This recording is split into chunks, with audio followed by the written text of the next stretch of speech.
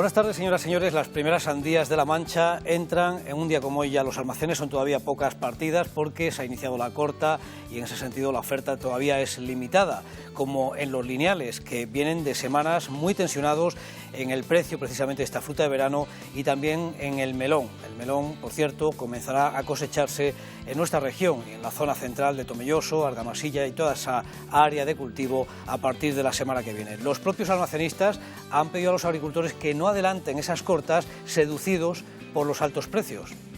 No porque haya buenos precios hay que acelerar la corta, y lo segundo, hay que buscar un equilibrio.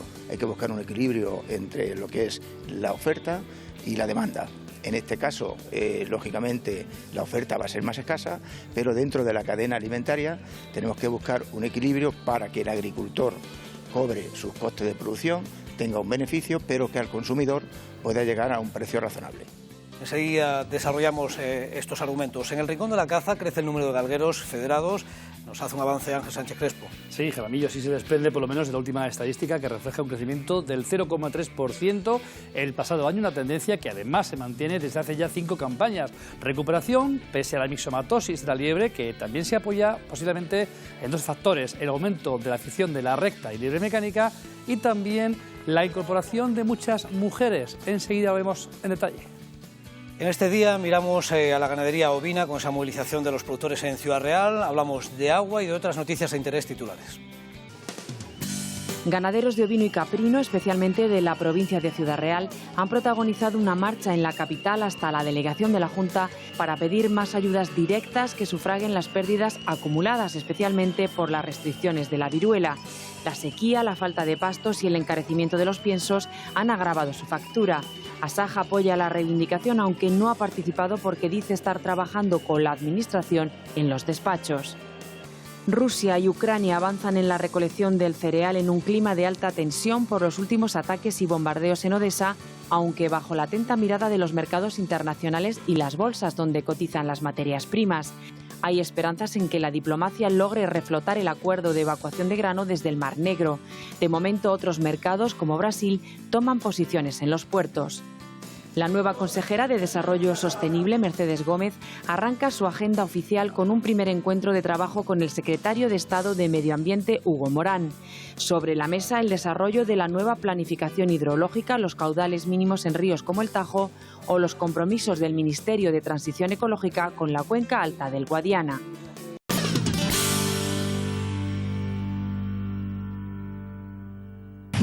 Buenos días, Jorge. Estamos cosechando cereal aquí en Cañada del Hoyo y bueno, pues los rendimientos son muy bajos. El cereal que estamos teniendo este año, estamos dando rendimientos entre 500 y 600 kilos, en muchos casos menos. Y en leguminosas, pues sobre todo tenemos problemas de que estamos probando en algunas parcelas y están saliendo rendimientos de 50, 60 kilos, lentejas, hieros, guisantes muy poquitos se han cosechado. Estamos teniendo un mal año, sumado a los grandes problemas que estamos teniendo por la hierba, que como podéis ver la parcela está muy verde, y a la hora de cosechar, cuando más calor hace y mejor trabaja la cosechadora, nos paran por las restricciones de trabajo. Bueno, pues ahí tienen el mensaje de Lesmez. Muchos agricultores como él pensaron hace un mes que a estas alturas ya habrían terminado de cosechar, aunque la realidad es que están empezando ahora con las cebas, por ejemplo, en esa zona de Cuenca.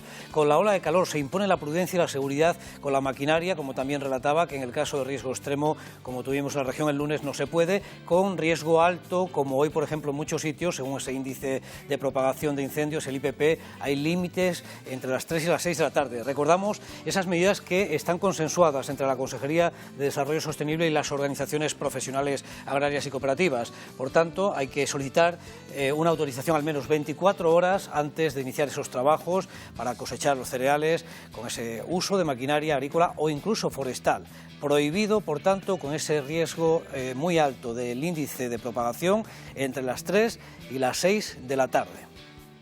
En Rusia, tras dejar en suspenso el acuerdo de evacuación de grano desde los puertos ucranianos, avanza también la recolección allí del trigo, por ejemplo, también en las zonas ucranianas que están ocupadas por las tropas de Putin, con una consecuencia en la oferta de esta materia prima, del trigo nuevo de campaña, por ejemplo, en los mercados, ante una demanda fuerte de los exportadores, que ha pasado de 2,2 millones de toneladas semanales recogidas a los 5,5.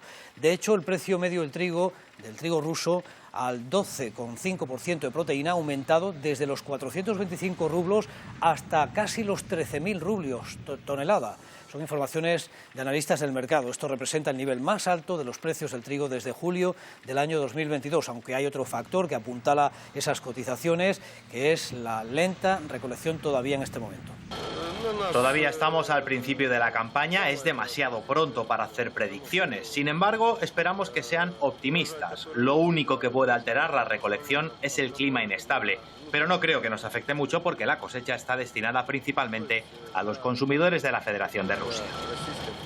En los primeros momentos en que trascendió la ruptura de Rusia del acuerdo que coordina la ONU, los contratos de futuros de las principales materias primas subieron en precio. Por ejemplo, en la Bolsa de Chicago, una de las mayores plazas para el comercio de productos agrícolas, los futuros de maíz se revalorizaron, así como la soja o el trigo. En el operador europeo de mercados bursátiles Euronext en París, los contratos de futuros también de trigo de molienda se incrementaron un 2% prácticamente. Horas después, ese escenario se ha normalizado mientras la ONU sigue buscando reflotar el acuerdo, intensificando así la vía diplomática. No creo que suponga una catástrofe en este momento porque hay otros proveedores mundiales y el mercado ha descubierto cómo garantizarse el suministro sin acceso al grano ucraniano. Otros países están aumentando su producción, por ejemplo, la gran cosecha de maíz de Brasil. Cada vez que se retira una oferta de los mercados, se reequilibra a un precio un poco más alto para compensar el déficit. Bien, pues en este contexto, donde resulta evidente que la importación de grano aumentará desde nuestro país a nuestro país, cooperativas insisten en la importancia de ordenar la oferta disponible nacional, que es muy corta, sabiendo que habrá que complementar la demanda, fundamentalmente ganadera, con todo lo que llegue de fuera. Tenemos un consumo de unos 36 millones de toneladas, con lo cual si hemos producido 11 millones, el balance puede ser, con las existencias que tenemos que dejar para enlazar campaña, una cifra de unos 25 millones de toneladas son las necesidades de importación que va a tener España para la campaña 23-24. Dicho así, puede sonar muy grande, puede sonar un número 25 millones de toneladas, no podemos ubicarlas. Pero si pensamos que un camión que transporta cereal transporta 25 toneladas, estamos hablando de una campaña, vamos a necesitar 1 millón de camiones para abastecer las necesidades de nuestro consumo. 1 millón de camiones en la campaña 23-24, es decir, son casi 2.800 camiones diarios lo que tenemos que tener. La logística va a ser fundamental, más importante que lo que pueda pasar con Ucrania. Evidentemente, si pasa algo gordo en Ucrania, se va a resentir, pero los precios altos, el susto de Ucrania se llevó el año pasado, este año las cosas están más tranquilas, el mundo se ha ido abasteciendo y bueno, esperemos que la ONU, Turquía y Ucrania lleguen a un acuerdo sin ningún problema con Rusia. ¿Qué dice la patronal española de fabricantes de piensos por esa demanda que desde luego es importantísima en los suministros? En nuestro país, CESFAC dice que hay 2 meses de cereal garantizados, hay mucho acopio previsto en los puertos de todo lo que ha llegado hasta el momento, aunque a partir de agosto incluso está previsto que los barcos de maíz de Brasil lleguen también con una oferta abundante. Hace 6 meses hubiera sido una noticia muy preocupante. En estos momentos actuales, y a pesar de la desastrosa cosecha española de cereal de este año, es que eso ha coincidido en un momento de cosechas europeas ubérrimas, algunas incluso récord en algunos países, tanto en la comunidad europea como países extracomunitarios de los que importamos, como el caso de Serbia, con unas disponibilidades mundiales de otros orígenes de materia prima. El maíz brasileño, por ejemplo, es ahora la materia prima más de moda en el mercado, enorme, por lo cual hace 6 meses esta noticia de Ucrania hubiera tenido un impacto significativo. Hoy en día, con la disponibilidad de materias primas y precios que hay, ayer mismo bajaron los precios de los cereales en los mercados. El calentamiento global es una realidad y adaptarse a un nuevo clima es posible. Agricultores contra el Cambio Climático patrocina este espacio. Vamos a ver cómo está el mercado del porcino, una de las cabañas de más consumo precisamente de piensos compuestos, que desde luego tiene esa mirada puesta en los suministros igualmente. Ahora mismo la cotización de la carne en cebado, por ejemplo, sigue anclada sin movimientos desde hace ya bastantes semanas en los 2, casi 0,3. Es el precio de referencia que encontramos en esa media de la lonja de Mercolleida. En el caso del lechón, que también viene con una cotización prácticamente anclada, sigue en los 83 euros de media, quizá algunas operaciones por encima, pero ese es el precio que refleja el mercado catalán de referencia nacional. En Ciudad Real, ganaderos de ovino y caprino de toda la provincia, también de otros puntos de la región, han protagonizado este miércoles una concentración en la sede de la Junta, allí en la capital, para pedir más ayudas que sufraguen las pérdidas que acumulan desde que se desató la crisis de la viruela ovina y caprina, por todas las restricciones en los movimientos que han tenido que asumir para controlar el virus. Esa movilización, que venía fraguándose desde hace semanas tras celebrar distintas asambleas de forma independiente, han subrayado precisamente esta idea al quejarse de la falta de defensa de las organizaciones profesionales agrarias, ha partido del Parque de Gasset hasta concluir a las puertas de la sede del Gobierno autonómico aquí en la ciudad. Alegan que a las pérdidas de la viruela también se suman otras por la sequía y por el encarecimiento de los piensos compuestos.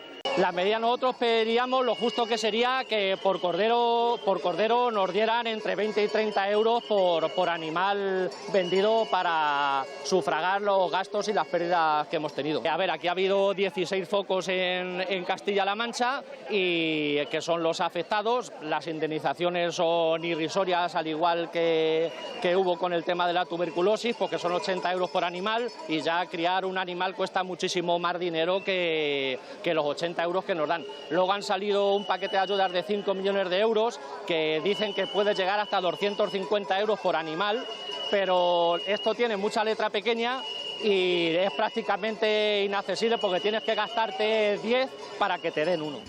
En un comunicado, Asaja Ciudad Real ha expresado su apoyo a estos productores, a esta manifestación, aunque ha explicado su ausencia, argumentando que se viene trabajando con la Junta de Comunidades para poder liberar, por ejemplo, por zonas, las restricciones adicionales que se impusieron en su momento tras declararse los primeros focos de viruela y en abril los últimos positivos en Alcázar de San Juan, el área de influencia más próxima a estas explotaciones.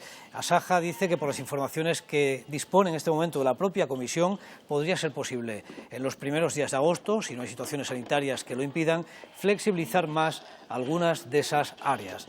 Este sería un logro importante para el sector, subraya la organización, máxime cuando la última directiva europea marca el 25 de septiembre como fecha para poder dar por finalizada la inmovilización total en la región. El Consejo de Ministros ha aprobado un Real Decreto esta misma semana que regula la prescripción, distribución y dispensación de los medicamentos veterinarios para favorecer un uso prudente y responsable. Con ese Real Decreto el Gobierno complementa así y completa el marco normativo para regular igualmente, por ejemplo, la figura del veterinario de explotación y sus competencias. También se ha aprobado otro decreto que actualiza la normativa del control de rendimiento lechero para la evaluación genética en las especies bovina, ovina y caprina y su acceso a las subvenciones por ese concepto del rendimiento lechero. Permite por primera vez el autocontrol por parte del ganadero para una mayor autonomía de las explotaciones a la hora de generar información y transmitir los datos. Vamos a hacer una parada para publicidad, volvemos con más noticias relacionadas con el agua, con la campaña del melón y sandía que arranca y otros asuntos de interés. Hasta ahora.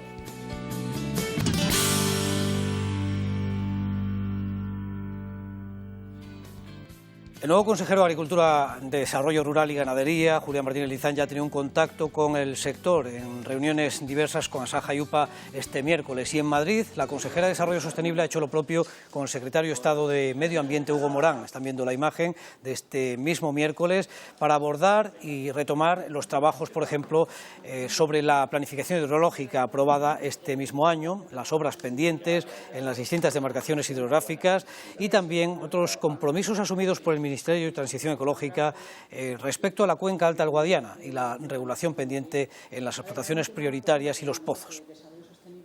Bueno, hemos hablado en general de toda la planificación porque hay que tener en cuenta que son 7 las confederaciones hidrográficas que afectan al territorio de nuestra comunidad autónoma, pero lógicamente en estos momentos digamos que hay una presión importante en 2 de ellas, en una sería en la cuenca del Tajo en relación fundamentalmente con el trasvase Tajo Segura, también en la situación que tenemos en el Guadiana, bueno pues con toda la presión que lógicamente pues existe también como consecuencia precisamente de esta situación de sequía. En algunas de esas zonas del Alto Guadiana precisamente arranca la campaña de recolección de la sandía en este momento con un parón y falta de oferta precisamente en los lineales después de los problemas que ha tenido el Levante y Murcia, especialmente tras el mes de junio lluvioso. Fátima Santos, ¿cómo viene la campaña? Ante el inicio inminente de la campaña del melón y la sandía, aquí en Castilla-La Mancha, comercializadores y almacenistas como Mercomancha ya ponen sus almacenes a punto para recibir toda la producción de este año. Una producción muy esperada si tenemos en cuenta la escasez de productos que hay actualmente en el mercado. Un momento crítico en el que toma el relevo el sector hortícola de Castilla-La Mancha, desde el cual piden prudencia a la hora de cortar las piezas. También desde este sector esperan encontrar un equilibrio en la cadena de producción para evitar llegar a esos precios excesivos que ya se están viendo en el mercado. Y nos encontramos con un año de escasez. Entonces hay que tener la prudencia suficiente por parte de los agricultores de cortar cuando toque, o sea, cuando el producto esté maduro. No porque haya buenos precios hay que acelerar la corta. Entonces creo que si somos responsables y mantenemos un precio que lógicamente este año es un año de ganar dinero o de equilibrar lógicamente mejor las cuentas para años que los ha habido también muy malos.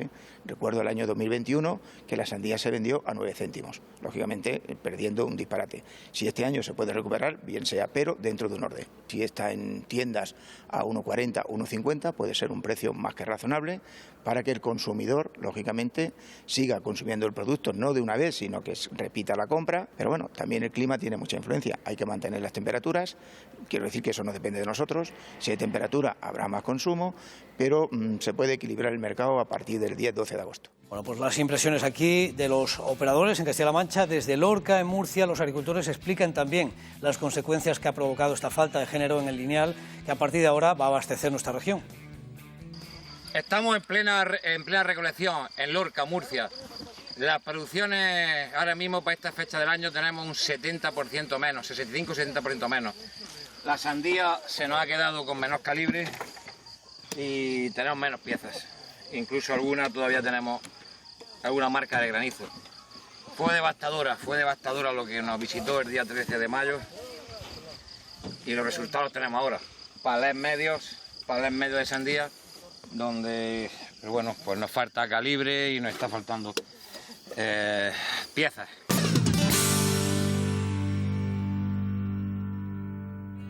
Vamos ya con la página de los galgos, con esa estadística sobre el número de galgueros que están federados. Ángel, cuéntanos. Sí, Jaramillo, de momento hay una leve recuperación, pero se mantiene la tendencia iniciada ya estas últimas campañas, y es que según la última memoria del deporte federado, que acaba de actualizarse, en 2022 tuvimos un 0,3% más de galgueros con tarjeta federativa. Un crecimiento, insistimos, moderado, pero que se ha ido manteniendo desde 2018. Así, hace 5 campañas había en España 12.190 galgueros federados, y en la última revisión, en 2022, contamos con 12.372, una evolución en la que hay que tener en cuenta el impacto de la mixomatosis, eso sí, pero también, a pesar de todo, el tirón de la liebre mecánica y las pistas de recta con nuevas pruebas federativas. Ha conseguido iniciar, decimos, esa senda de la recuperación. Pero ojo, porque hay otro factor que sin duda está tirando para arriba de la afición galguera, y es la incorporación de la mujer. Ojo al dato de esta última estadística, porque el año pasado eran ya 1.235 mujeres las que sacaron tarjeta federada en alguna de las modalidades galgueras. Son ya casi 180 más que hace tan solo 2 años. Y aunque todavía representan un porcentaje pequeño dentro del todo colectivo, sí que evidencia a todas luces un mayor crecimiento. Vamos por el buen camino. Galgueros y galgueras federadas que ya preparan la próxima carrera de esa segunda liga de recta de la FEG, que se va a celebrar, ya lo saben, apunten en la agenda, el 30 de julio, el final del mes, para esa carrera que será ya la 9ª de esta prueba regular en la pista de Horcajo de las Torres, en Ávila. Y para que el espectáculo sea el mejor posible, los perros den todo el potencial, están trabajando ya los responsables de esa pista de la Picona. Fíjense esta imagen que han colgado en redes sociales, donde se aprecia la dimensión de ese escenario para la prueba veraniega de la Liga Nacional del próximo día 30. Eso será ya, como decimos, la próxima semana, pero antes, este finde, tenemos ya algunas carreras interesantes también aquí en la región. Destaca, por ejemplo, esta prueba de 500 metros en Mazuecos, en Guadalajara. Prueba de 500 a 4 mangas para este sábado, 22 de julio. Ojo con el calor, aunque parece que afloja un poco, hay que tener precaución con los perros y también con los galgueros.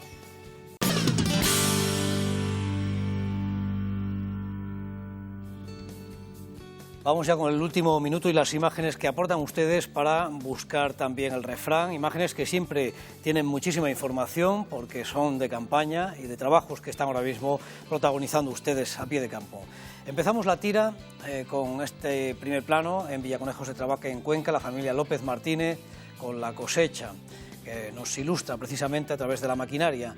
En Consuegra, la aceituna de Marta Rincón, estos primeros planos pidiendo agua ya seguramente, después de las reservas de junio. En Torralba de Calatrava, también Alberto Lozano nos manda esa imagen del nogal que ahí ha cargado, y estas peras de Lourdes García.